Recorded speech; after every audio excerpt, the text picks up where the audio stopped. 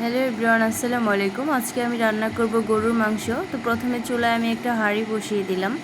তো এখানে আমি রান্নার রেগুলার সয়াবিন তেলটা দিয়ে দিচ্ছি পরিমাপ মতো, কারণ মাংসতে অনেক বেশি চর্বি ছিল, তাই এখানে আমি পরিমাপ মতো অল্প করে দিয়েছি। আর এদিকে আমি আদা রসুন বাটা আর পেঁয়াজ বাটাটা দিয়ে দিচ্ছি। তো এখন ভালো করে ফ্রাই করে নিব, লালচে কালার করে একটু ফ্রাই করে নিতে হবে। তো এখানে চুলার আঁচটাকে কিন্তু অবশ্যই মিডিয়াম লো হিটে রাখতে হবে। চুলার আঁচটাকে কিন্তু বাড়ানো যাবে না একদমই, তাহলে কিন্তু আমার মশলাটা পুড়ে যাবে। তাই আমি মিডিয়াম লো হিটে রেখে আমার চুলার আঁচটাকে, তারপরে আমি আদা রসুন বাটাকে ভালো করে ফ্রাই করে নিয়েছি। এই তো লালচে কালার করে নিলাম। এখন আমি পরিমাপ মতো পানি দিয়ে দিলাম। এখানে মরিচ, হলুদ আর ধনিয়ার ফাঁকি ভালো করে মিক্স করে নিয়ে আমি এখানে দিয়ে দিচ্ছি। তো এটাকে ভালো করে কষিয়ে নিতে হবে এখন। তাই একটু সময় ধরে চুলার আগুনটাকে মিডিয়াম লো হিটে রেখে আমি একটুখানি কষিয়ে নিব। যতক্ষণ না উপরে তেল ভেসে আসছে ততক্ষণ পর্যন্ত আমি কষিয়ে নিচ্ছি। আমার এই ভিডিওতে আমি একা হাতে ক্যামেরাটা ধরেছিলাম, সেজন্য ভিডিওটা ভালো করে সম্পূর্ণ করতে পারি নাই। তারপরে আমার মশলাটা কষানো হয়ে যাওয়ার পর এখানে আমি মাংসটা দিয়ে দিচ্ছি। তো এই তো মাংসটা দিয়ে দেওয়ার পর এখন আমি মশলার সাথে ভালো করে মাংসটাকে মিক্স করে নেব।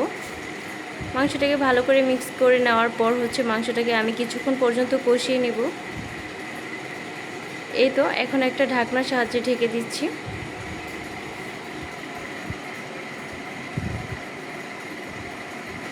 চুলার আঁচটাকে কমিয়ে দিয়েছি, মিডিয়াম লো হিটে রেখেছি আমি।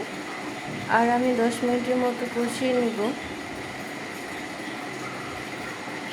ফিরে আসছি 10 মিনিট পর। এই তো ঝোলটা শুকিয়ে মাংসের সাথে একদম মিশে গিয়েছে আর সুন্দর একটা কালারও চলে আসছে। তো এখন আমি একটু নেড়ে চেড়ে এখন আমি ঝোলটা দিয়ে দেব। তো আমার তরকারিতে যতটুকু ঝোল প্রয়োজন ততটুকুই দিয়ে দিব। এখানে আমি বেশি ঝোল ইউজ করব না, কারণ আমি মাংসের তরকারিটা কিন্তু আঠালো টাইপের একটু রাখবো, সেজন্য আমি এখানে বেশি ঝোলটা দিয়ে দিচ্ছি না।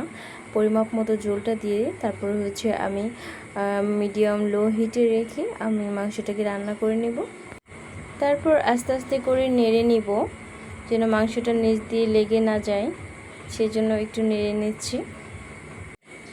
তারপর আমি ঢাকনা দিয়ে ঢেকে নিব। তো এখন আমার গরুর মাংসটা হওয়ার জন্য যতটুকু সময় প্রয়োজন আমি ওয়েট করছি।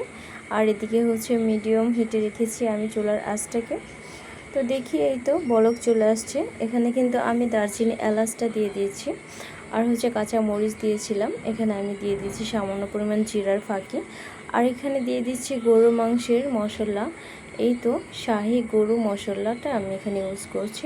তো সামান্য পরিমাণ দিয়ে দিলাম। এখানে কিন্তু সব কিছুই দেওয়া হয়েছে ঘরোয়া, যেমন আদা বাটা, রসুন বাটা, পেঁয়াজ বাটা, সব কিছু আমি ঘরোয়া মশলা এখানে ইউজ করেছি, সেজন্য কিন্তু আমি কমই ইউজ করলাম এখানে। তারপর আর একটু নেড়ে চেড়ে নিচ্ছি যেন মশলাটা নিচ দিয়ে লেগে না যায়। তারপর আমি ঢাকনা দিয়ে ঢেকে দিচ্ছি। আর বিকেলবেলা সুন্দর একটা ওয়েদার ছিল। বৃষ্টি আসার আগ মুহূর্তে কিন্তু আসমানটা অন্ধকার হয়ে আসে, আর তখন কিন্তু ওয়েদারটা অনেক ভালো লাগে, জোস একটা ওয়েদার। সেজন্য আমার অনেক ভালো লেগেছিল, তাই একটু ভিডিও করে ক্যাপচার করে রাখলাম। আমার ভিডিওটা যদি ভালো লাগে সবাই অবশ্যই লাইক, কমেন্ট, শেয়ার করে আমার পাশে থাকবেন আর সবার পাশে থাকার সুযোগ করে দিবেন। সবাইকে অনেক অনেক ধন্যবাদ। আল্লাহ হাফিজ।